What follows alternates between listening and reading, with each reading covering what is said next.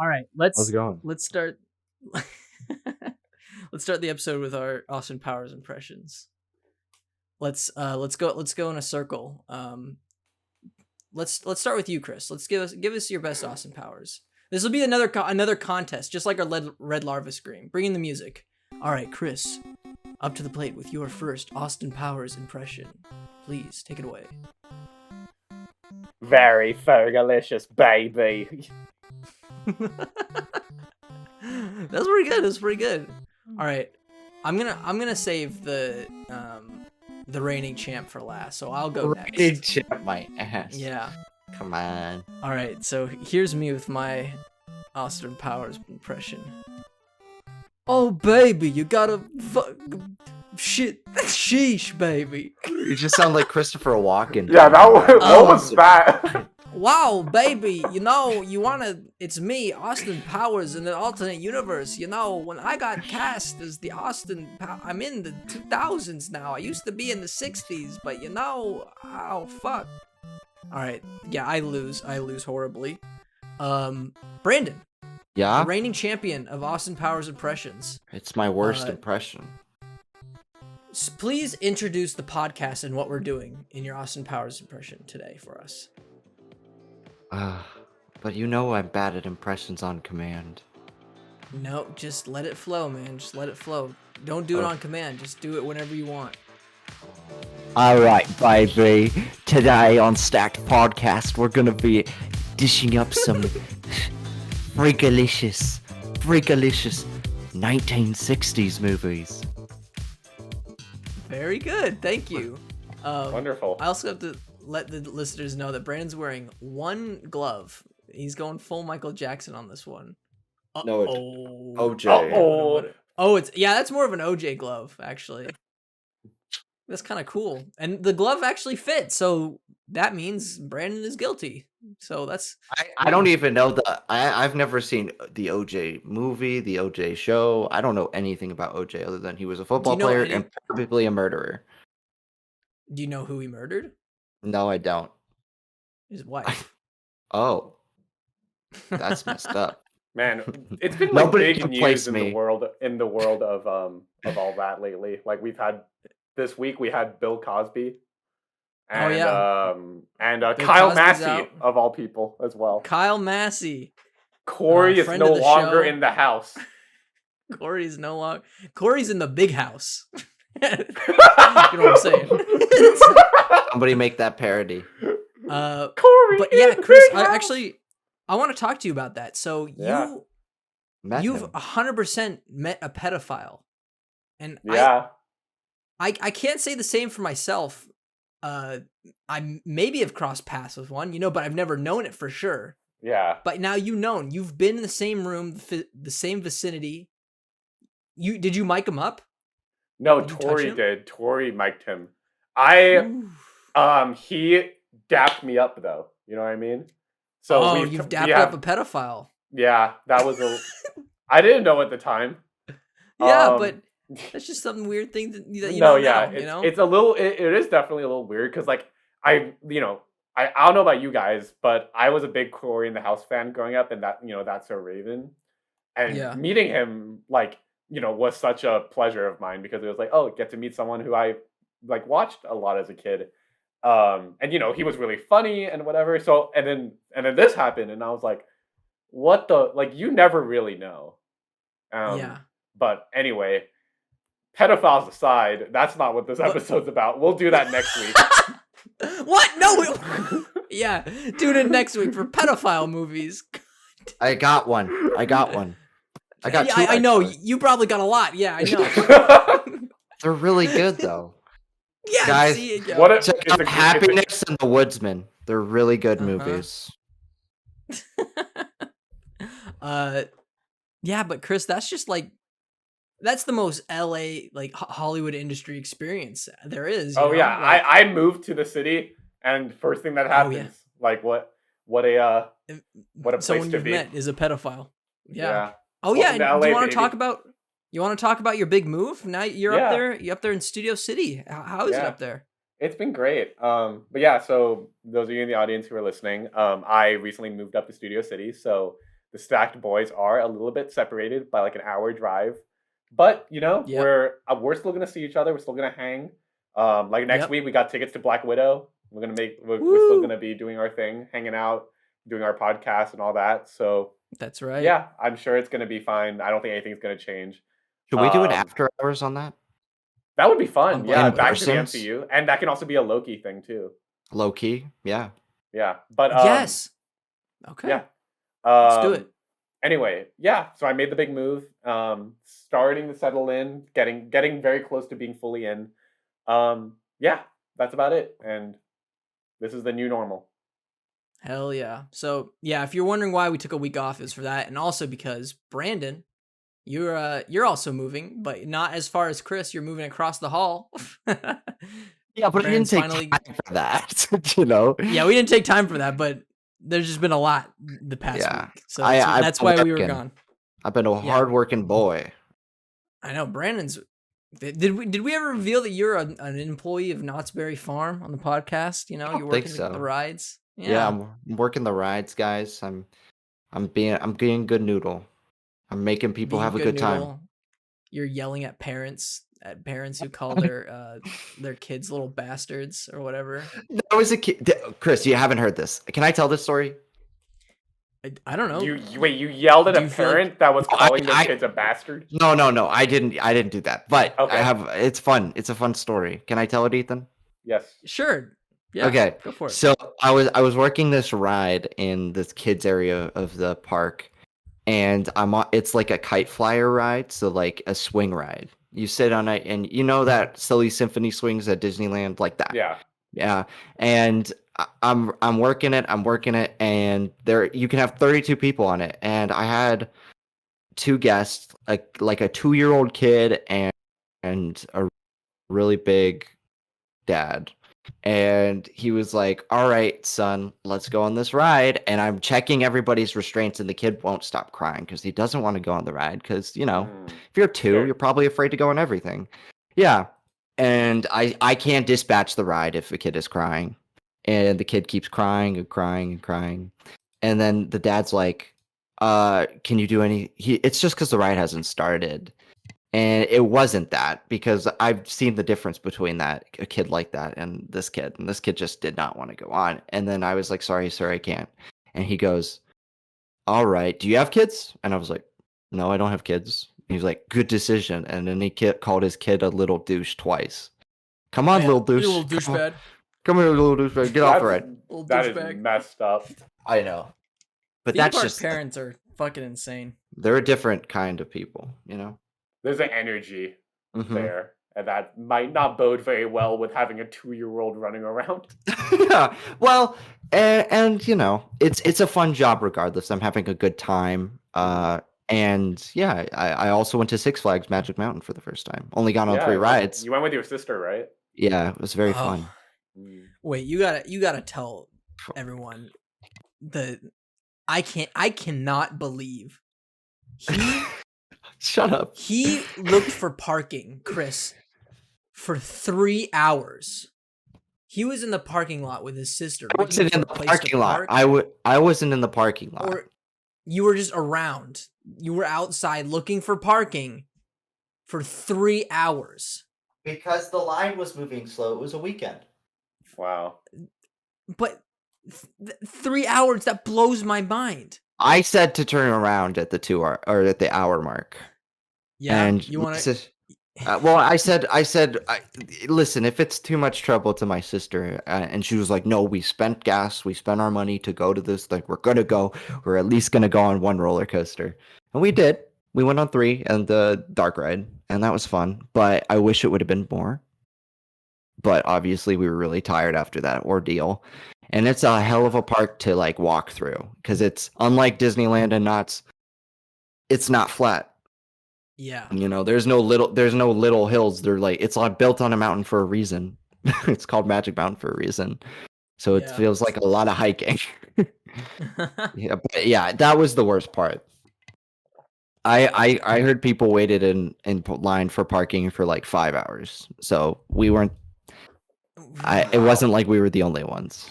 is it really worth it at that point? Like, I didn't think so, but I did have a good time when I was there. jeez. I know. Well, it's good that the time that you did get to spend while you were there was really fun. I agree. Yeah, of course. Just got to go on a weekday now. 3 hours, yeah. Anything new with you, Ethan? Nah. I've just been working at the prop house, 9 to 5. I've been working 35-hour work weeks, which has been kind of insane. Wow. And then I'm taking care of Oliver until the 20th of July. So I've been waking up at like 7 o'clock literally every single day.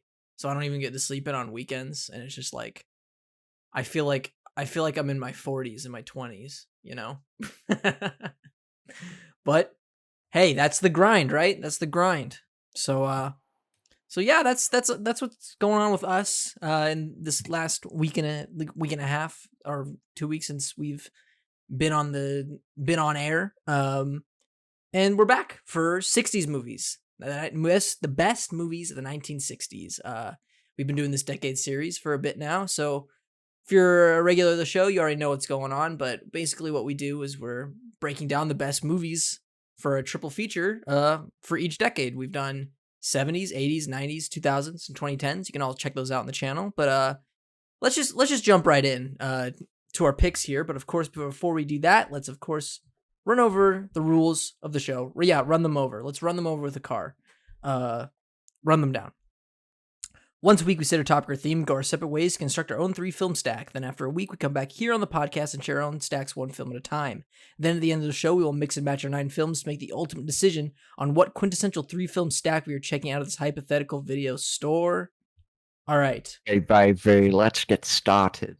Let's get started, baby. And our first person is Christopher with your very first 60s movie, baby. You want to kick it off for us and get groovy? Yeah, for sure. So I'm actually going to be picking a movie that is a pretty recent restack.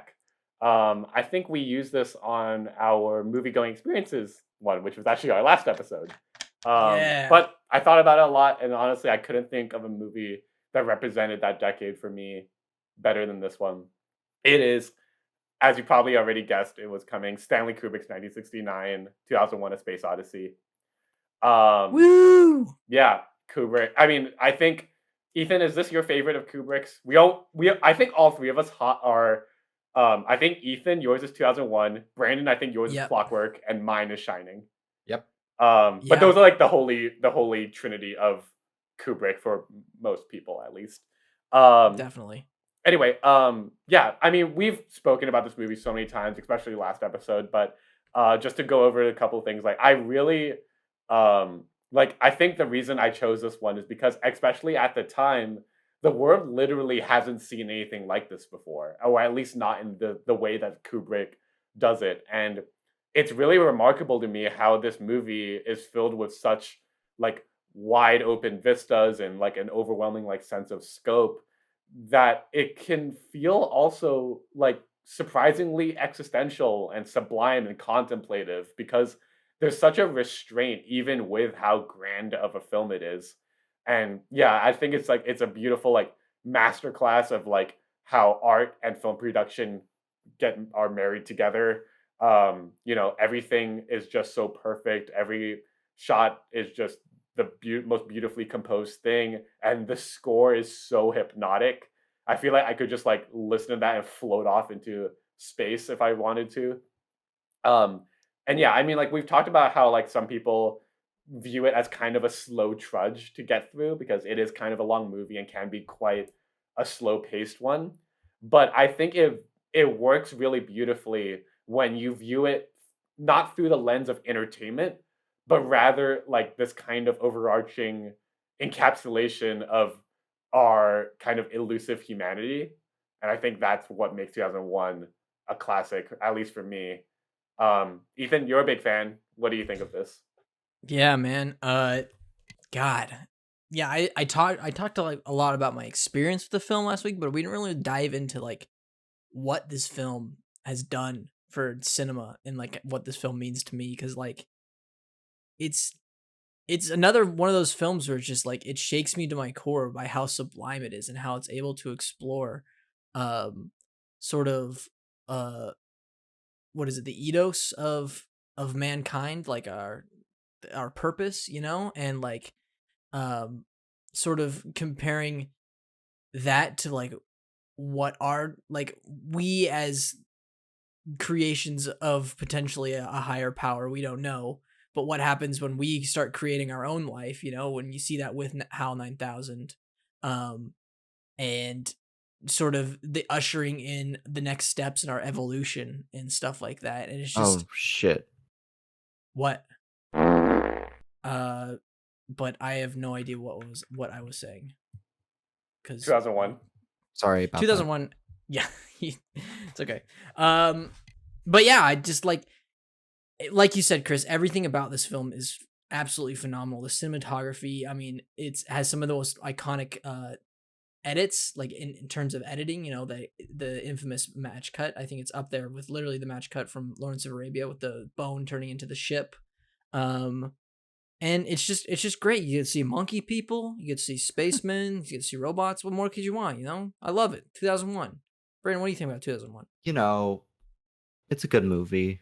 I think there's a special importance behind it, other than it being like a smart science fiction movie. I think it's taken with the era. If you're looking at 50s and 6 sci-fi, even before that, really, it's not very serious. It's not very high budget. It's all like low budget B movie schlock. If you think about it, like think Teenagers from Outer Space or any monster movie with an alien in it, or Plan 9 from Outer Space or something like that. All of those movies are not meant to be taken seriously, or aren't really. I would say like they're more in line with like some stupid sci-fi blockbusters today. It's that we just got good science fiction blockbusters in the 70s and 80s going forward, and people kind of figured out how to do it. But I think the first movie to really figure that out was 2001: A Space Odyssey. And I think that's where its importance lies in history. Like, yes, you were talking about like how it talks about the ethos of man and like how we came to be. But I mean, to be honest, I watch it and I view it as like this futurist tale about, it's like cautionary about how man and technology shouldn't necessarily go as far as it's going, based on like one decision by an ape to use a tool back in the day. You know, all of it led to Hal trying to kill 2 space officers just cuz. You know? Yeah, I definitely do see what you mean. Like there is, I think like when I view this film, I like, of course, the whole thing with Hal and like him trying to kill the space officers is like obviously the central narrative propelling the film forward. But for me, whenever I see this film, like honestly, my attention is barely on that. Like I very much do put on this lens of like what is Kubrick not necessarily showing us or telling us, but kind of encapsulating in this film. And I think it's just the cyclical nature of how humans exist and how we like you know we were once like you know ape people and then just became intelligent and then just keep moving forward and time goes on and then as I mean like you know I could turn off my light bulb right now with my voice and like Yeah. you know it's just progression of time and experience and life and like that's definitely like that's a very existential angle to take on it and like I think it is you know perhaps one that might not even have been necessarily intentioned by Kubrick but I wouldn't necessarily put that past him but no I definitely do get what you mean like it is like it can feel the central narrative can feel a little bit schlocky but the feeling and the vibe and the sense of humanity that I get from this film is really what carries me through it. Yeah. And I don't think it's a bad movie by any stretch. I think it's a really good movie, Chris. It's just like, you know, there are certain aspects of it that I'm like less intrigued by. I also kind of think it's a slog, though I think I want to see it on like a big screen someday. Yeah, it's Because like the it bigger the does, screen, yeah. like, the more the more engaged you are with it. It's a very impressive movie. The ending always blew me away as a kid. Yeah. Oh, the ending is so good. One of the best endings out there. I would disagree that he's trying to kill him for nothing. I think one of the main themes of the film is sort of like how man has become sort of heartless and like evolving themselves, and I think the construct of HAL 9000 sort of being like the perfect program to be the most perfect being to execute this mission, of finding out this monolith and stuff like that. And because he's so perfect, he sees the humans as incapable of completing the mission, thus he has to do away with them, enable for this mission to succeed, which I think is kind of cool. It's like that's something you see a lot in AI films, where it's like I mean, you see that in Avengers Age of Ultron. I'm not saying it's like similar quality, but just sort of like that's how people predict how robots will turn against us, is the robots will be programmed to build a perfect world, and that perfect world will mean no humans, And I think that's sort of what that narrative is going for in this film, which I enjoy. But I can understand you, Brandon, and where you're coming from. So, all right, let's get into my first 1960s film. Now, this is none of you two have seen this film, even though you were supposed to. Well, maybe you've seen it, Chris. I don't remember. I know Brandon hasn't seen this film because he infamously skipped out on this screening for film history. It's a Battle of Algiers. It is. It is. I did. Thanks for. Yeah. You did? I skipped out on it because I was sick. Ethan, keep in mind, I didn't start using Letterboxd until the end of freshman year, so there's still a handful of movies I haven't even marked as having watched yet. I was sick, so yeah, you were sick. Was that the time I bought you Subway? Yeah. What an interesting food for me to bring you when you're sick. Subway. Yeah. But anyway, yeah, Battle of Algiers. Go on, Ethan. Okay, Battle of Algiers, directed by Pontecorvo. Guillo Pontecorvo is it is an insane film in terms of it's almost documentary, it's almost guerrilla filmmaking, and it's almost like nonfiction filmmaking, where it's a film that sort of captures the events of the French occupation of Algiers in real time, and how the rebels are trying to liberate themselves from this French imperialism. So you follow like famous Algerian revolutionary Ali Lapointe, and sort of how he recruits people, and honestly, it also depicts sort of the his downfall too. And what makes this film so insane is, again, using guerrilla filmmaking, actually filming like French soldiers and stuff like that to make this narrative of sort of the struggles of the Algerian rebels like all the more real and grounded. And I saw this film for the first time in my French class, and I don't think I really got it because I was in high school, and I was like, okay, whatever. But watching it again on the big screen in the Folino really cemented to me like how important this film is for sort of how filmmaking really evolved in the 1960s. I think like this is another decade I think since maybe the 80s, like the late 80s, where filmmaking took another large bound in like how people play with the medium since the invention of sound. So you saw a lot of sort of like a lot of different kinds of films and filmmakers like sort of try to play with what it means to capture like a moving image to tell a narrative in this decade. And I think the Battle of Algiers is just a perfect example of that. What an eye roll that was, Brandon. Jeez. You got anything to say about this film? One that I haven't seen. Yeah, that eye roll that stung. I think I was doing that mostly because I felt pain. Oh, okay. Don't worry. Is your head hurting again? No, it's just I'm stretching. Oh, okay.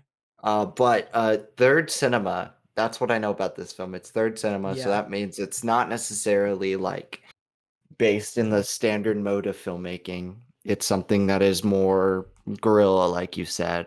So I don't really have much to add. I feel like this is a movie I wouldn't like, to be honest. I think I watched a Ponte movie in Black Cinema, and that was okay. But like I don't know, this film is one that makes me nervous to watch. Not gonna lie. It definitely is kind of like a bit of a perplexing film to watch. I think like this is definitely one of those films that very much like polarized me when I was a freshman. Because honestly, like I never really like kind of comprehended the idea of doing anything like that. But so yeah, when I watched it, frankly, I was not a big fan. I thought it was kind of like it was to me, at least at the time, it felt very derivative and very like kind of just like all right, cool. We saw some explosions and like soldiers walking around and some shit for like however long, and it felt very underwhelming to me, honestly. But the more that you like, at least like for us, having like learned about, like you said, Brandon, third cinema, and how like how this medium is able to translate certain real life events in a way that can simply not be done in any kind of construction, like a narrative construction. There's something to be said about like the effect that has and the significance that has as a piece of art. Yeah, and like you do get a sense of like this movie is very important, but frankly, at least I'm keep in mind I haven't seen this movie since like 2017. So, you know, but I was not a big fan and I haven't seen it since. I do give it the benefit of the doubt that it's probably a very good film that I need to revisit. But yeah, I'm a little mixed on Battle of Algiers, but I do recognize that it's a substantial piece of art, especially for the time. That's fair. Yeah, I get it. All right, Brandon, you want to take us into your first 60s film? Yeah, my first pick is a 1967 Spanish film by Luis Buñuel. It's The Exterminating Angel. Exterminating Angel. Tell us about it. Yeah. So, did you guys ever watch any of Buñuel's films or like heard of them? He did L'Âge d'Or, Un Chien Andalou. It's the one where the I've guy. seen those too. Yeah, they're shorter, and I think like the thing about Buñuel is like he's a very surrealist director. So his films aren't always literal, and he takes style into account both in his screenplays and on screen. And I think while he was a pioneer in early cinema with those two films, they are by no means his best, but they are so fascinating, especially for the time that they were created when censor codes and all that were going around not the country, the world, trying to stop certain films being created or stopped concepts from being depicted on screen that were sexual or violent or taboo. And I think like he was a pioneer in that front. And in his later work, which is he split time between Spain and France, you have like two very different, or Spain, Mexico, and France. He has very different styles and uses for it that he kind of has honed in with those early pieces in his filmography. One being Exterminating Angel. So basically, this movie is about a group of party goers, like high wealth class, who will go to this party one night, this dinner party, and all the servants at that night start to leave. And at the end of the night, like social contract kicks in and everybody wants to leave, but they're all, for some reason, like they are, I'm forgetting the word, but compelled to stay at this house, So when they all wake up in the morning, they cannot leave and they do not know why. Like they try to exit the room they're in, but they can't leave. So everybody is like stuck in this room and there's no like obstacles or anything stopping them from leaving. But it's just a fascinating film in which like Buñuel sticks all these higher class people in a room and says, all right, what happens if we stick them in here for a month and they can't leave? There's no reason why they can't leave other than they just can't walk over the door frames in the two different door frames in the room. But like it's a parable about class and about like the way we see people. There's only one servant who stays behind, which is how they're able to like go on as long as they are, but nobody can enter the house, nobody can leave the house. It's a very funny film, but it's also a very like thought-provoking one. And stylistically, it is as surreal as his earlier works. Just I feel like he dials down the violence and dials up on the sexuality a little bit more. But I think it's all a commentary on the human self. And I think it's one of the most underseen movies of our generation, or not our generation, of the 1960s. And I think you guys should check it out.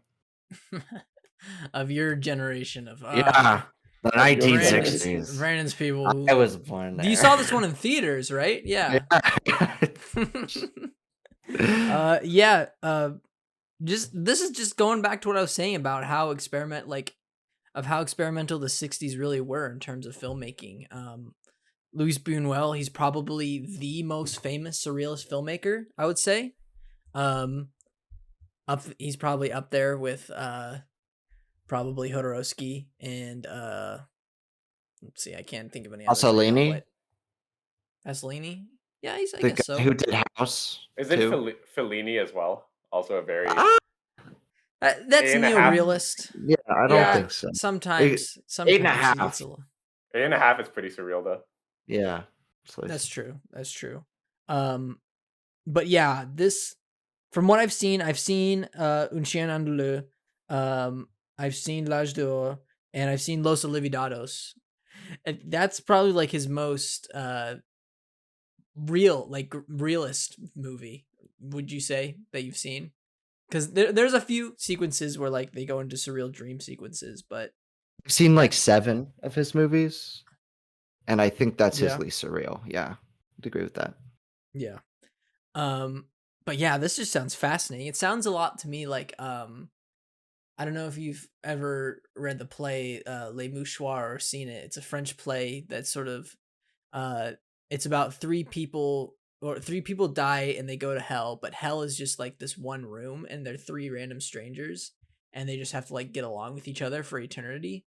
And it's very surreal in that similar way that you're talking about, where like they're just like compelled to stay in this room and stuff like that. And this sounds very fascinating and I'd love to check it out. Yeah, Chris, what do you think? So I haven't even so much as heard about this movie, but Brandon, you delivered a very, very strong log line. I'm not gonna lie. Like, that was a great pitch.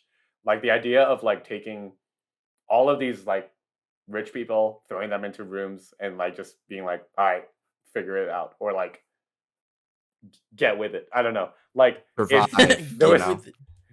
yeah, just like, I don't know. There's something about that I think is really interesting, because I think there's a lot you can go about with that. And like, especially considering that this is from the 60s, like the counterculture and everything, I think you could do a lot in terms of like a social commentary with that, or like an economic discussion about like how the way humans behave and shit like that. And like, this is a weird thought, but when you were pitching that, like, I was imagining like, this is very random, but do you guys remember that movie from last year, Regina King's One Night in Miami? Like 4 people are in one room. Yeah, probably a very different movie. Was supposed to be nominated for Best Picture. Yeah, but yeah, I guess like in that way, it's kind of similar in the sense of like take a bunch of interesting people and see what happens in one room. Mm-hmm. Yeah, and I think that's a great log line. I love the idea that they're like rich, snobbish people, because especially nowadays, or even back in the 1960s, like, that's a poignant message. So yeah, I'm sold. He kind of did a sequel to it. It's like I think it's French. It's called The Discreet Charm of the Bourgeoisie. But in that one, I think it came out in the 70s. All these French people are trying to sit down for dinner, but their dinner keeps getting interrupted, so they keep rescheduling their dinner, so like they never have food. But it's in a similar vein about class and such. But yeah, they're both very fascinating movies. Probably some of my favorite from him, just because of how like it's like realistic enough, but there's so much surreal to it that like keeps you on edge as like a viewer, a spectator. And I hate to sound like snobbish or something, but it's fantastic. Well, I think that we can't avoid the snobbishness as we get into older, more classic movies that people really haven't heard of, So this is, as we get on this decade series, we're going to be a lot more educational and recommend people things that they probably haven't seen. So check this film out. I know I really want to. So yeah, let's get into the second round here, Chris, with your second 60s film. I'm very excited to share this one. This is a movie that I think, um, okay, well, I watched this movie last summer back home, and I was very happy when I saw it. I fell in love with this movie very quickly. It is, it is directed. Well, actually, before I tell you that, the only comments that are on my review of this are it begins with Ethan saying, "Imagine giving this anything less than a 4 stars." Ethan, do you recognize? Do you have an idea of what I might be saying? Um, I don't remember, but it sounds like me doing an implicit dig at Brandon because he gave this less than a 4-star rating. It definitely was. It is. I apologize if my pronunciation isn't good. Masaki Kobayashi's 1962 film Harakiri. Yes. Okay. It's a good yes. movie. Imagine giving it less than 4 stars. Um, Tell us about 3.5. it. So yeah, the title of this movie is Harakiri, which refers to a Japanese ceremonial suicide, more often known as seppuku. Yeah. Which, well, like, I think like when you think about that, like there's obviously like a brutality that comes with it, but also there's this simultaneous like level of nobility and self-restored redemption that comes with that. And that's the general crux of the film, the idea of redemption and moving forward. So yeah, Harakiri takes place sometime after the collapse of the samurai order, where traditional samurai and like free roaming ronin are forced to confront and pretty much just like deconstruct and contemplate the principles of the Japanese culture of honor and responsibility and compassion. The film very much invites the audience to ponder the ideologies of like a time long past and consider its value, it like the value of honor against the value of caring for others. And yeah, I think like when I went into this film, like I didn't really know what to expect. Honestly, part of me I think was expecting like a Seventh Samurai Ron kind of thing. But it's not really like any kind of like a sword swinging wild fun adventure. It's very philosophically cerebral and like has like and carries this kind of gentle, quiet, and like really just makes you like the the main attraction is not fighting like with katanas or shit. It's like contemplating and thinking about these traditional samurai values and seeing how they transition over into like the future. Yeah, Ethan, I know you're a big fan of this movie. Before I hand it off to you, I do want to say if Yeah. you are a fan of Harakiri and Kurosawa's Ran, play Ghost of Tsushima ASAP. Oh. Okay. I know you've been telling me to do it, Chris, but now I'm waiting out because they just announced literally today that they're releasing like a new edition of Ghost of Tsushima with like all the DLC for PS4 in Oh, August. So I'm gonna wait for that. okay. That's when I'm gonna get it. And yeah, I need to play that game. As for this movie, yeah, it blew me away when I first saw it. So I watched this I took a class on the history of the samurai, and basically one of the largest misconceptions about the samurai is that they actually really everyone thinks that they had this thing called the Bushido Code, which in reality was not a thing back then. And I think that's the reason why we watch this film is really a deconstruction of people's notions and assumptions of the honor of a samurai. So you see this samurai played absolutely masterfully by Tetsuya Nakadai, who is honestly ever. What? Yeah, he's one of the best. Actors. He's up there with Mifune in terms of like just sort of the gravitas he brings to these I think he's better. feudal Japanese films. I don't know. I mean, I don't think I've seen enough of him to really compare the two because I've seen Mifune and I know he has range because I've seen some of like his oh wait, he was also in High and Low. Yeah. Mm-hmm. Oh, he plays okay. Yeah. All right. Yeah, he's pretty good. Anyways, this film, this film has some of the best swordplay choreography I've seen in a samurai film. It has some of the best cinematography I've seen, but like I think some of the most gripping moments of Harakiri is sort of the more intense moments where they're just talking, and like the sort of this scheme that this samurai is trying to pull by wanting to commit Harakiri on this master's property and stuff like that. God, I really need to rewatch this film because it's that good. And yeah, I got to do it. Brandon, what do you think about Harakiri? I prefer Mishima, which is a better Harakiri movie, and What? Koya How are they related? at the end. Just because there's Harakiri? Yeah. And then there's Kobayashi's Human Condition trilogy, which we've also mentioned on the podcast before.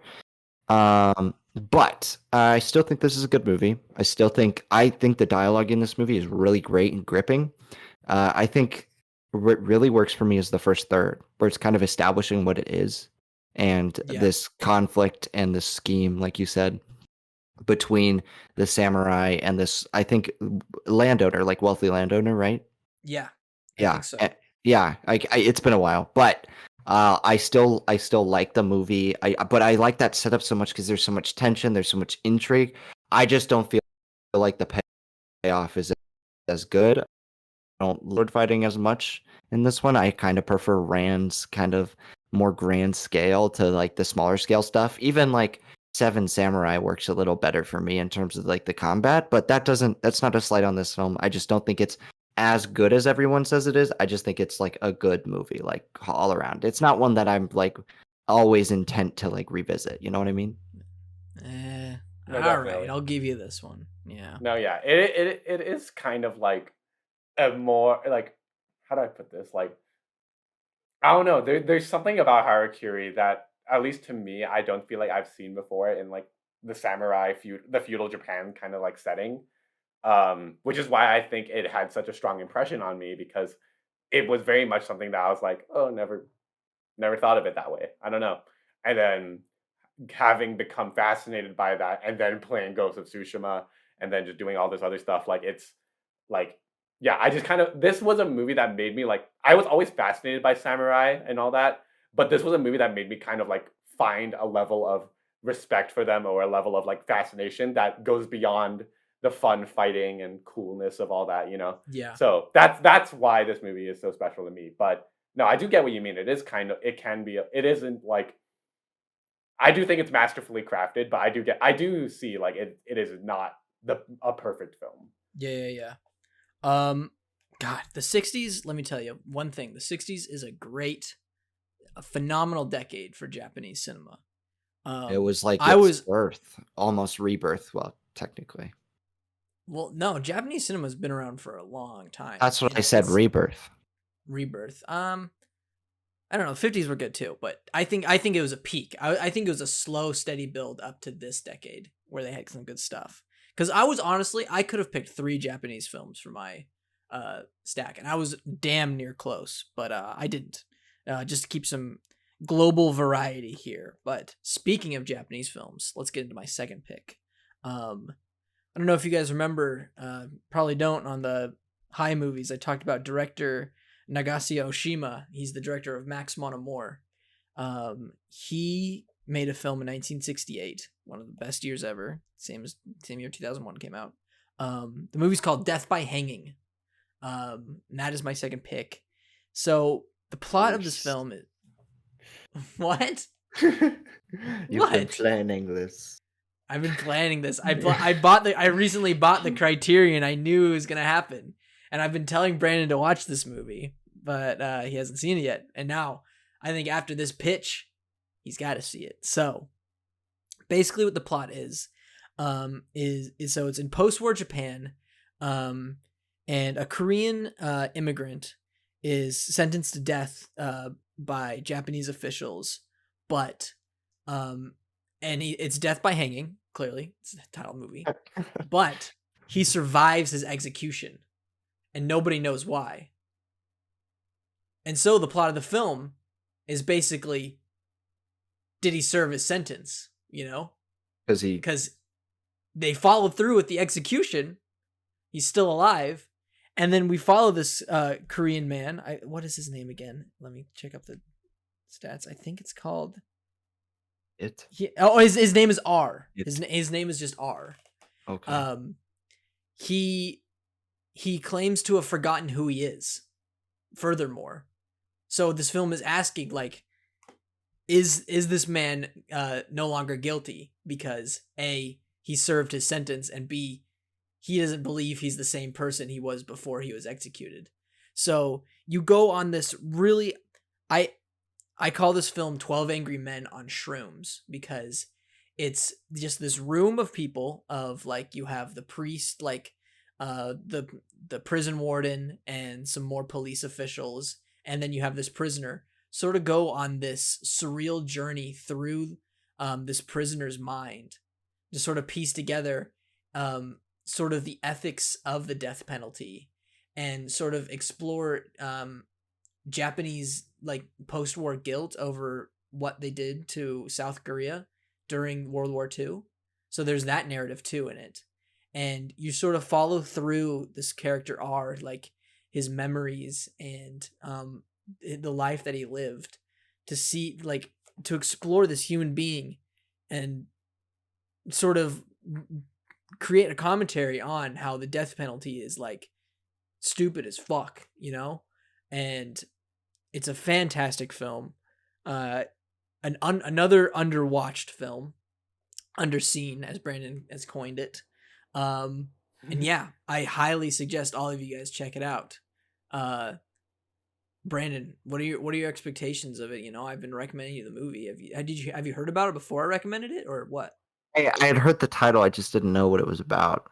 You sold me. Yeah, it's a good one. Yeah, I mean, if it's a dialogue, I'm a big dialogue hound. I love writing. When it's good writing in cinema, like, that's when I like a movie, you know, even more so, like, than good acting, you know, that's what gets me going. So if it sounds like it's, like, heavy on dialogue and a lot about talking and philosophy, I mean, it could be up my alley. What else has Oshima done? Did he do? He did the one with David Bowie that you've seen. Merry Christmas, Mr. Lawrence. Yeah. Mr. Lawrence, and then Maximum More, and then I've also seen one other film of his, which was good, and I just want to watch more. Cruel Story of Youth. That was a good one. Yeah, so I've seen 3 of his films, and now that I have Brandon's Criterion, I'm going to check out the rest of them. He sounds fantastic, like a fascinating director. Like, I think he sounds a lot like Ozu in that sense. Like, Ozu and Kurosawa and Oshima seem like they are branching out to a lot of different, like, genres and types of film to make, rather than sticking to one. You know, I know Kurosawa is often associated with his, like, samurai work, but there's so much more to him than that. He's kind of like Ozu, but he has also a hint of I would say Jodorowsky in there, in sort of how unapologetic he is in trying to make people uncomfortable. Like, you see that a lot in Max Monomore.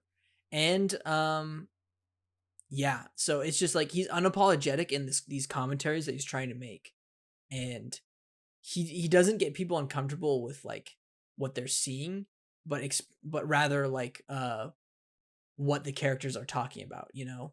So makes sense. Yeah, so this is it's a dialogue heavy film, so you'll love it.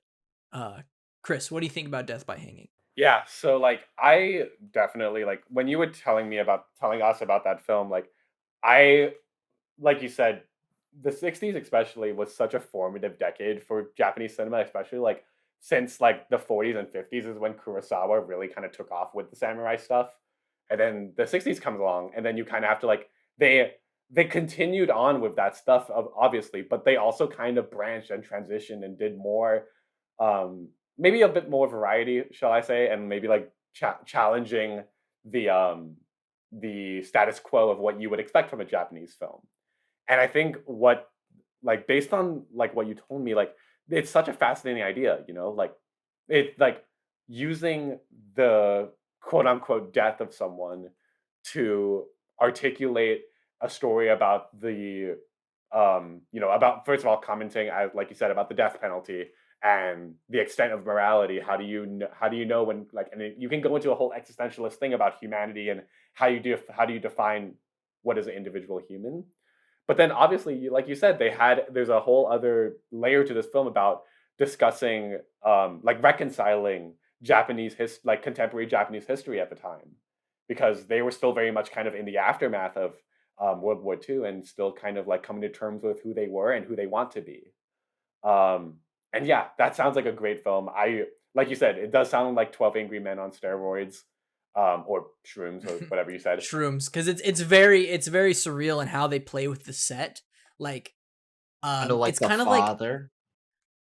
I would say, yeah, I'd say kind of like The Father and kind of like Sorry to Bother You, where just like simple character movements and like camera, like match cuts will have them change locations, you know? And I just think it's a brilliant film that a lot more people need to see. All right, Brandon, want to take us into your second pick?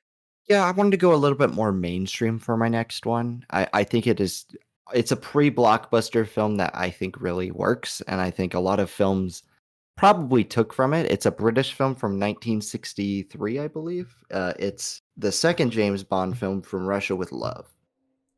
Oh, I forget. I sometimes forget that you're a big James Bond fan. I'm not though, because I've only seen like 6 of them. I have the whole series on Blu-ray. I think that's why it's like hard to watch because I have them all. I bought them with the intention of watching them, but I'm always afraid to dip into the Roger Moore ones because of like how their reputation has kind of like sullied the Bond franchise apparently. But some people like them, so I digress. From Russia with Love is like the most underrated Bond movie, I think, personally, because here's what I'm saying. Dr. No is like the first one, and it always gets credit for being the first one, but it's in actuality, it's just like the villain's very bland. The gadgets are fine, I guess, but it's really like the car and Sean Connery's like first role, like major Bond role that like make this work. And then like Goldfinger gets a lot of play too, and it's a very good movie. But nothing shocked me like seeing From Russia with Love for the first time and not knowing like a 60s action movie could be like that. And what I mean by that is like they shot on location in places. They had very risque scenes for the 1960s, especially from what I had seen in high school. You know, if you're in high school and you see a James Bond movie and you've seen all these other 60s movies, which are like very clean cut, like, and I know Humphrey Bogart didn't really make a lot of 60s movies. He was more of a 40s and 50s guy. But like films like that, where it's like, oh, it's very clean cut and straight, and like, you know, but like with James Bond, with From Russia with Love, it was like, wow, this feels like a very mature direction for it to take. The action is on a much larger scale and like surprising for like 1963, like seeing the explosions and boat chases and car chases. And it's not always that they're shot in like studios, you know, like they actually did some of the stuff in it, which is why it's so impressive. Yeah, it's a fantastic movie, and honestly, I would recommend it to anybody who has just getting into James Bond. Give it a shot over Dr. No. I think you'll like it better. I'm like, you know, I'm still very much a, shall I say, James Bond novice. Like I think the only extent I have of experience I have with the Bond franchise is just Daniel Craig's films, because I don't know, it was never really a thing for me like growing up to like go back and look at like Sean Connery's work and stuff like that.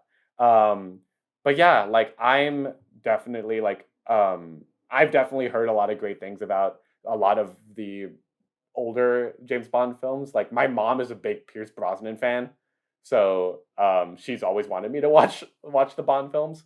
But yeah, I mean, like you said, Brandon, like there's something to be said about how Bond as a character is kind of like you said, there are some incarnations of the character that haven't aged particularly well. And honestly, like he is kind of a quote unquote dated character, but I think kind of like I think okay, go with me on this. Okay, this is gonna sound a little crazy. Yeah. All right. I think you can compare Bond to Disney princesses, and here's why. I love the reason I would say that is because I feel like a lot of Bond's films or a lot of the princess films from Disney are very much products of their time. And for example, say look at Disney films nowadays. Like you have a lot of very very feminist, very LGBT friendly, well, somewhat LGBT friendly in some cases, like content coming out, and like there's a lot of like progression of like adjusting to how people view things now. Now go back to the 30s, Snow White doesn't do shit in that movie. Sleeping Beauty doesn't do stuff. Like, it's just kind of like, there was a time when that was a norm, and obviously that's not okay.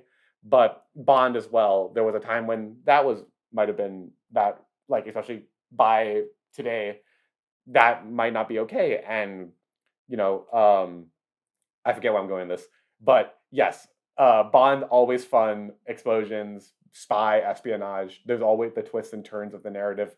There's a reason that there are so many parodies of the spy genre, and it's films like this that I think do a great job of showing the world of, like, okay, this is why, like, Bond films are classics, and From Russia with Love is probably, I mean, I haven't seen it, but from what I've heard from you and other people, is one of the better ones out of the Bond franchise. So, yeah. Ethan, are you a Bond fan? I'm like you, Chris, where I think I'm probably even less of a Bond film fan than you, because I've only seen Skyfall and the one that came after Skyfall. I forgot what that one was. Spectre. And then I've seen From Russia with Love. And then I've seen Goldfinger. So I've seen 2 Sean Connerys and 2 Daniel Craigs. And I gotta say, I'm more of a Goldfinger guy than From Russia with Love. I think, I do not think this film has aged well at all. When I saw it 2 years ago, and so I don't hold any sort of like nostalgia or anything over it, But I found Sean Connery in this film to be quite flat, where I feel like his charisma and charm is sort of boosted in Goldfinger, and everything that's made the character dated. I think you see more of that in this film than like the stuff that makes it like a great spy movie. Like, I think there's more of him, like, more misogyny than action sequences. While the action sequences are great, like, I love that boat chase. It just, like, it's kind of hard to get through those scenes with Bond, like, interacting with women, where I feel in Goldfinger, it's played up with a lot more camp, which I think, and it doesn't take itself as seriously, which I think is a little bit better. So yeah, I think, but I'm not saying From Russia with Love is a bad film. I just think it's kind of middle of the road for me, but I can totally understand, like, how it's seen by Bond fans as a classic.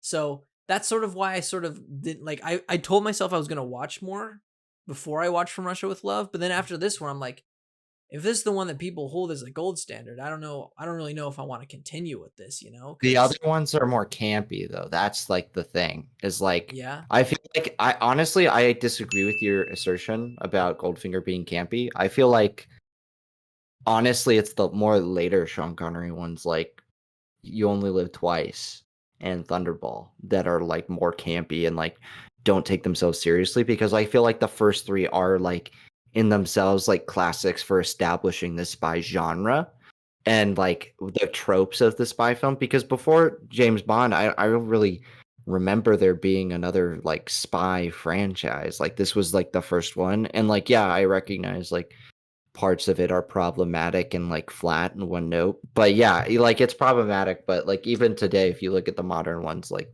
there's still slight problematic nature to all of them. Absolutely. So we were talking about this. We talked about this. Yeah, we saw the trailer. Yeah, we were talking about how they're enjoyable movies, but like, there's a point when it's like, all right, this is just the same formula done over and over again, and obviously it's kind of sexist in certain regards to Bond girls and like the way he treats women. I think that's the big thing. Like, honestly, if they gotta respect the character. Yeah, I agree. But how do you change the character when it was written in the 1950s? Like, because it was written, it did novels before. It was based on a novel. Yeah. I don't know. Or they just got to stop, and I would be okay. Yeah, exactly. It's one of those things where it's like the character, like, in order to fit into the modern like world, I feel like has to be reinvented like quite substantially. But yeah, I feel like, there is potential. I think there is a possibility of like there is a way to do it, but I think like whether or not that would pull away from the, shall I say, soul of the original character, and like kind of like be like, okay, that this isn't Bond at all at that point, Like that's the tricky part. I think that whoever is gonna make the next Bond after Daniel Craig is done. So we'll see. I I just think like go the Mission Impossible route. Just make cool spy movie. But I think cool Mission movie. Impossible has sort of just replaced James Bond, and that's why we don't need it anymore. You know, I agree with that. Yeah, because that's the franchise that's making cool modern spy movies, where it always feels like these Bond movies have one foot in the past. You know, I feel like Kingsman tries to be Bond parody, and then they're now taking it serious with their multiple sequels. But you know, like it's like a parody of the Bond film that they're trying to replace it. Because I think the Bond films after Skyfall, like Spectre had a huge drop off, and partially because of quality. But yeah, I think you're right. Alrighty.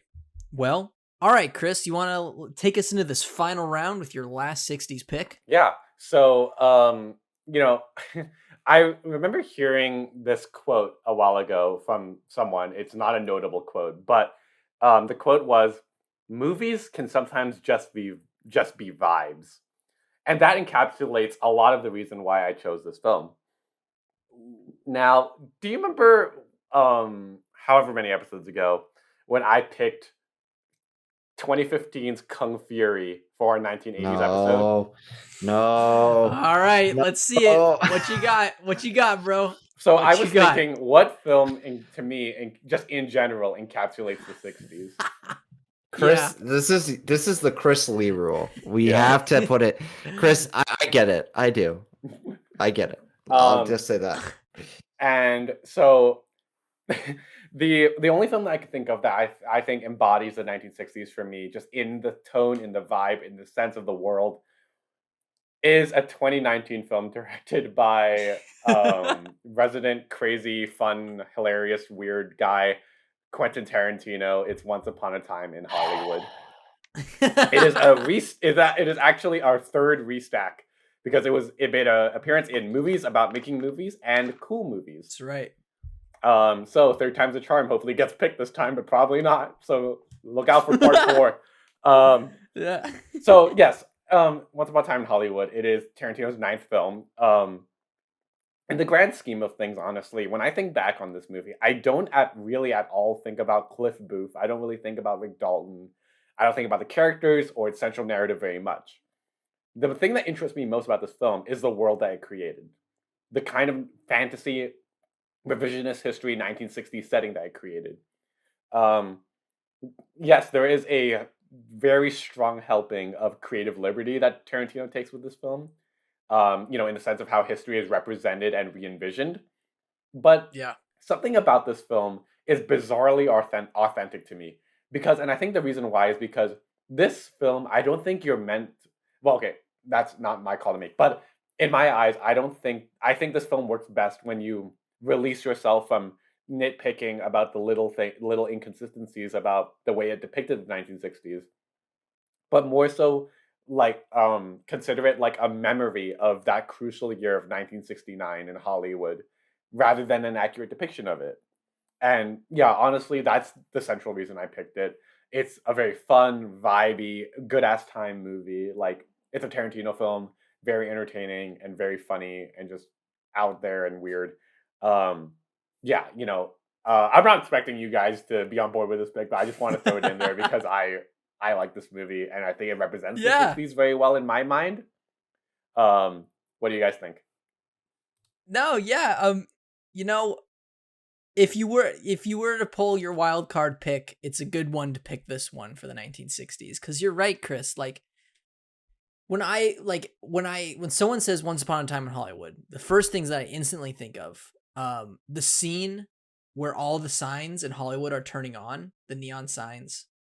The scenes where they're editing Leonardo DiCaprio's character into old TV shows, you know, and sort of communicating that old 60s style of filmmaking, or the soundtrack, you know, the old 60s songs. Like, those are the first things that I think of when I think of this movie. So when you're thinking about a film that's like as close to being a product of this decade as possible, this is a good pick, even though I feel like it kind of looks too good to be a 60s movie in terms of like technology wise, which sort of makes me sort of want to disqualify it, but I totally understand where it's coming for. I don't know if I could see myself putting it on this list.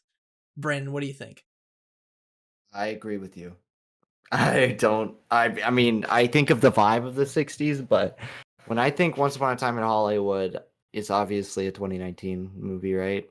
So, yeah, but in terms of like the vibes it puts down, like, yeah, it's a 60s film in that sense. But yeah, I think it works better for 80s movies for Kung Fury to be on that list rather than this. Oh, I thought you were saying this movie works better for 80s movies. No. Because it gives off that artifice, No, but I love you doing these picks, Chris. I love it. I love sort of breaking down what it means to be a film of a decade, to represent a decade, even though it's not part of a decade. Like, what is time, What is time? That's sort of like, what is time? What does it mean to be a 60s movie? What is 60s? That's just something we created, We just set this block of time and gave it a label. I don't know.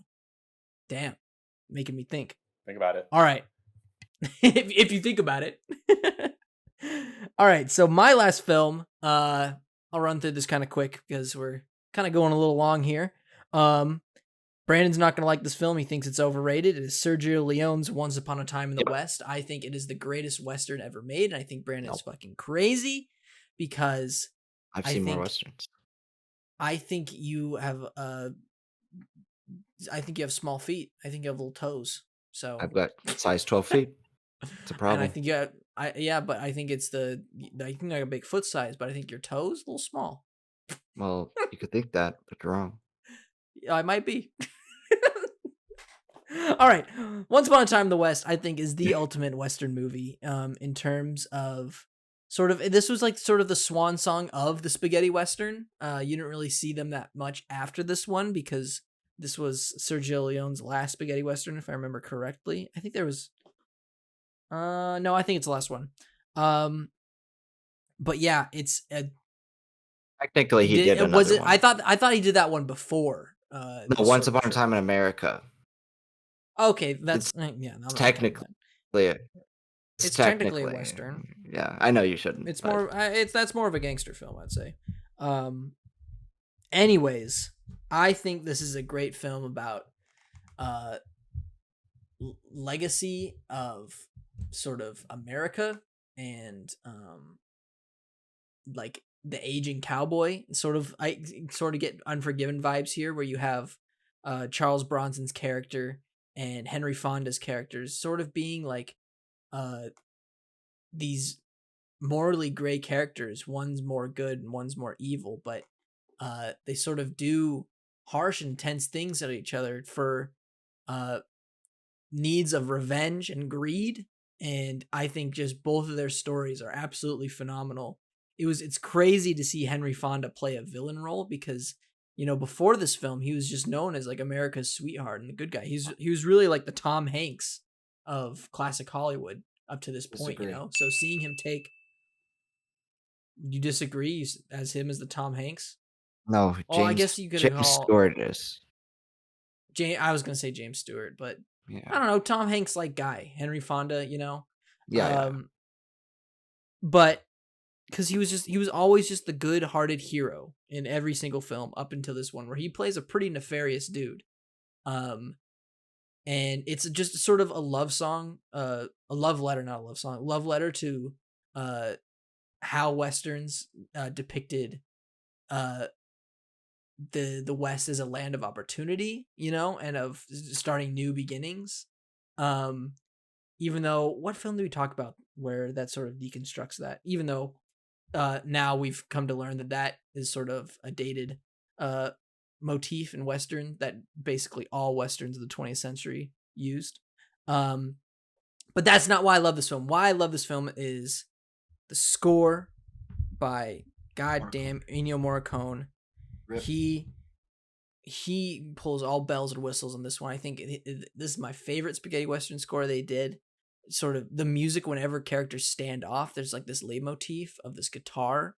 Of course, the harmonica from the Harmonica Man. And then this movie has the greatest intro to a movie, I believe, of all time. And you can see this opening just sort of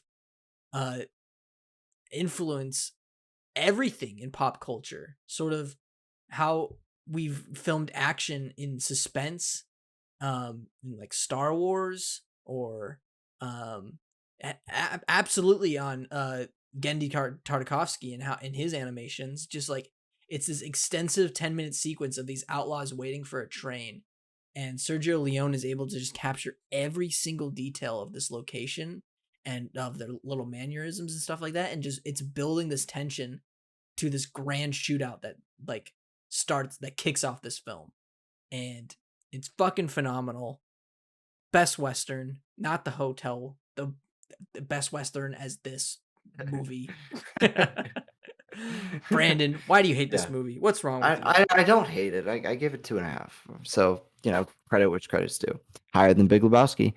2.5. It's an okay movie. I don't think it's suspenseful. I don't like the opening scene of this movie. I think it drags. I think yes, he highlights the location, but like I don't know these people. I don't know them. And there's no reason for me there's no tension. The music in this doesn't hit as hard as My Name Is Nobody trilogy for me. So it's not the biggest Ennio Morricone hit for me on that one. I don't care that Henry Fonda tries something different. I didn't buy it because he'd been in so many. It's to the point where he got typecast in all these hero-y roles, and because of that, yes, it's interesting to see him in this, but it was almost like I had seen 5 or 6 films of him as a hero or a good guy or even a comedian or sort of in The Lady Eve, and then you see him in Once Upon a Time in the West, and it's oh, he's a villain, and I don't buy it. Because I've seen him in all this other stuff, even with the suspension of disbelief aspect that you have as a viewer or spectator. So that, and I don't care about the plot, honestly. And I know we've talked about this in our class, and this is one of my favorite classes we ever had, was when we were discussing boredom in cinema in film theory or was it film analysis, one of those two. And saying that boredom can be a good thing because it means that you're not paying close enough attention, and if you pay close enough attention to a film, you'll find something in it, or maybe the boredom is purposeful. Here, I was bored, and I was trying to analyze, and I was trying to find stuff to like, but I just couldn't. Now, maybe I need to rewatch the film. I haven't seen it in quite a while. Yeah, I feel like you watched this before junior in high school. Yeah. But I was major into film by then. I got into film when I was 12. So it wasn't it was my first rodeo. So yeah, I don't know. Yeah, same could be said for The Big Lebowski, which I also am not a big fan of. Well, we know how you watched that movie when we watched it together, so. Yeah. All you do is keep talking, man. That's what Brandon's doing right now to me. Chris, have you seen Once Upon a Time in Hollywood? Once Upon a Time in Hollywood? No, Once Upon a Time in the West. Jesus Christ, we already talked about Once Upon a Time in Hollywood. Sorry. No, I have not. I've actually only seen across all of Sergio Leone's works, I've only seen Good, Bad, and Ugly. I've seen Fistful of Dollars as well. But Once Upon a Time in America is a movie that I've been meaning to watch, and Once Upon a Time in the West as well, because I've seen you gave it a very high rating, and a lot of people gave that movie really high praise, and if it's anything like Good, Bad, and Ugly, I'm sure I would enjoy it. Good, Bad, and Ugly isn't a movie that I look to as the most amazing film ever made, because I don't know, it just Clint Eastwood, I don't know, it just doesn't do much for me. But I do think the Western as a setting and just as a genre is a very interesting one, and one that can, as we know, has kind of become dated. How often do you see Westerns nowadays? Or neo Westerns alone are still in quite short commodity. The only neo Westerns I can think of are Logan and Sicario. I guess Mandalorian is definitely a Western. But yeah, I don't know. Like, I will take your word for it that this is probably a very good film. But because of how little I know about it and how kind of like reserved I am about the Western as a genre in general, it's hard for me to kind of like fully buy into it. But I do take your word for it. So yeah. All right. Well, maybe sometime we should do a little screen together and have Brandon look at it with a new set of eyes. I don't mind rewatching it. I'm just saying, I'm a big Western fan. I grew up in the West. You did too. Where are you Ethan. from again? Arizona. I grew up in the East. Connecticut. What if Chris was lying to us this whole time? He's like, yeah, I'm from Connecticut. Honestly, Chris, like, can you name what proof do you have any proof that I'm actually from Hong Kong? You showed us your ID. I could have faked that. That could be faked. But why would you? Why would you? I mean, we've seen you. We've seen you show your camera out the window when we used to record Stacked when you were in Hong Kong. But what if that's Connecticut? That could have just been what, because I've never been to Connecticut. So maybe Connecticut just looks like Hong Kong. I don't know. Probably. Could you imagine if Connecticut actually looked like Hong Kong? No. I think it is the exact opposite. There's no mountains in Connecticut. It is just it's just wheat fields. You gotta go a little bit west to find mountains on the East Coast. Yeah. And it's got just the whitest people ever in Connecticut and shit like that. All right, let's wrap this up, Brandon, with your last 60s pick. My last pick is a 1966 film. I told Ethan to watch it on his month-long trek through pre-1970s movies. It's Who's Afraid of Virginia Woolf. Oh, who is afraid of Virginia Woolf? Not me, but here's this movie. Guys, this is another movie kind of like one of my previous picks in The Exterminating Angel. It's not surreal, but it is like a play movie from the 1960s that they made into a movie. So like, those type of movies like The Fences of today or something like that.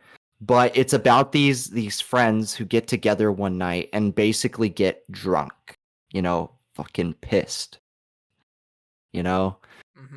Yeah. And they do this just for fun because this is a cocktail party. They haven't hung out in a while, and they're all sort of like, one is an intellectual, one is like an unhappy wife, like one of them's a teacher, the other is like a very laid back Christian woman, and they're all very different people, right? Yeah. But like they're all of their drama, all of their like frustration comes out because of the way they've drank their liquid. They've gotten drunk.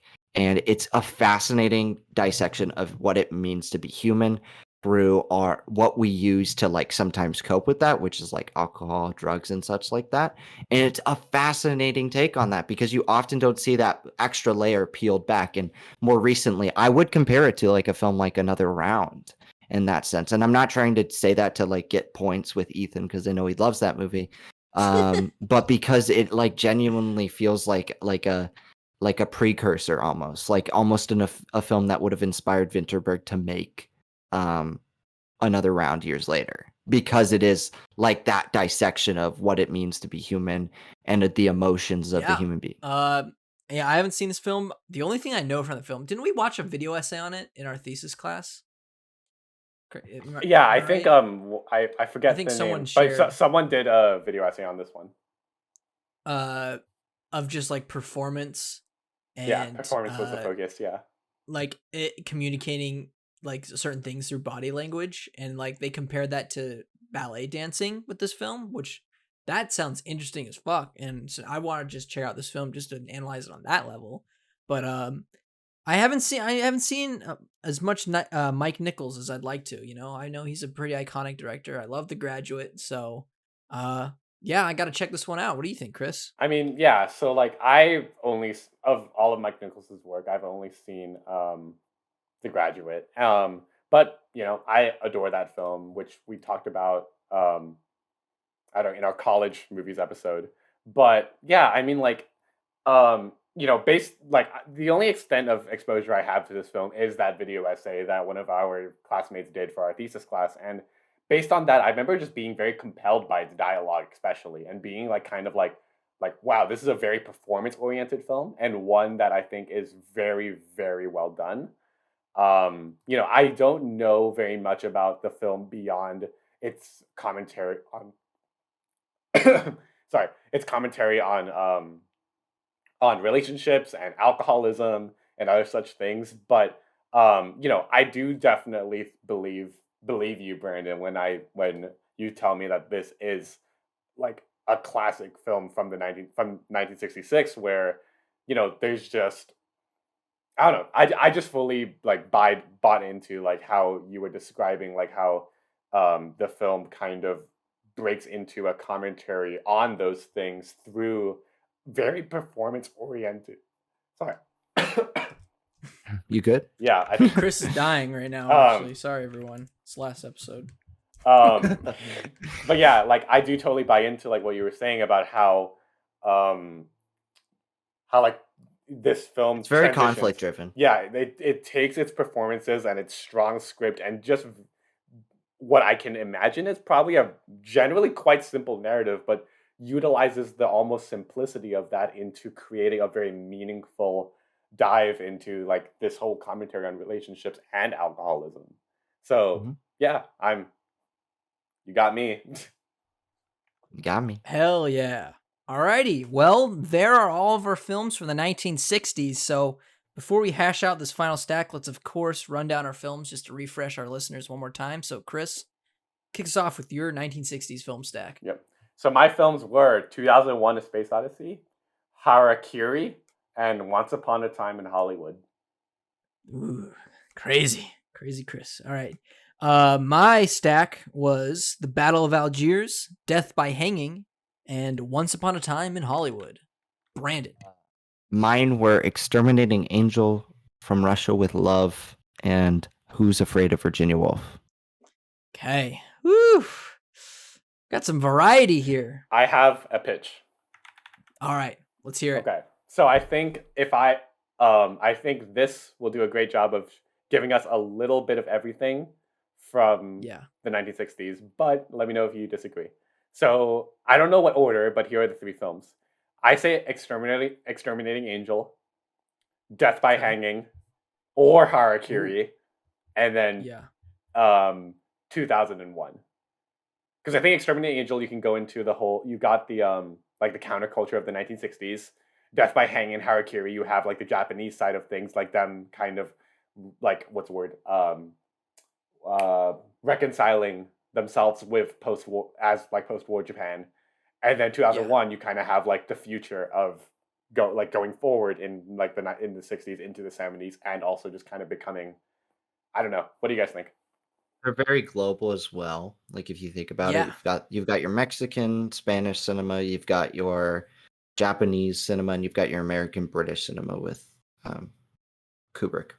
I love this list, but even though this will shut me out, I think we should switch Death by Hanging with Harakiri, because I think we do have a really experimental film and surreal film with the Exterminating Angel. And from what I've heard from that pitch, it does sound pretty similar to Death by Hanging in terms of like sort of the film movement it belongs to, you know? So I would be fine with changing it to Harakiri, because I think that film's I think it's honestly better than Death by Hanging. But I had a feeling that film would show up on this stack, which is why I didn't pick it. So I would be fine with that showing up. But Brandon, what do you think? I'm fine with that. Yeah? Mm-hmm. Chris? Yeah. Harakiri in 2001? Yeah. There you go. Look at that. You picked it out of the box film, and it paid off for you. You got two films on the final stack. All right. What should the order be? Should that be the order? Do you think Exterminating Angel is a good one to kick it off, Brandon? Or yeah. Okay. Yeah. It's just so weird. Yeah. And like if you're like going into a movie night, right? And you're like, I gotta put something on. Yeah. You put this on, you're gonna be like, wow, that was so like fascinating. You'll be awake the entire time. It's no bore. Okay. Yeah, and then build up with the Harakiri. And I feel like you gotta end with 2001. Yeah, that, like, I agree. That ending is long, like, but you know. It's a bit long, but it'll pay off with an epic ending. Alrighty. So let's run down Stack's official list of the most the most important films of the 1960s, starting with Brandon. You want to talk about our first film? Our first film is a 1960s film by Luis Buñuel that tackles the class divide in Mexico, Spain, all over the world in the 1960s with a fascinating depiction of people stuck in a room. They just can't leave. Get them out of there. They just can't leave. All right, Chris, you want to go into our second film? Yeah, our second film is Masaki Kobayashi's 1962 Harakiri, an incredible film that dives into the philosophy and culture of post-war Japan through a setting of post-feudal Japan. An incredible dissection of samurai values and the samurai order, and very, very philosophically engrossing all the way through. Yeah. Boom.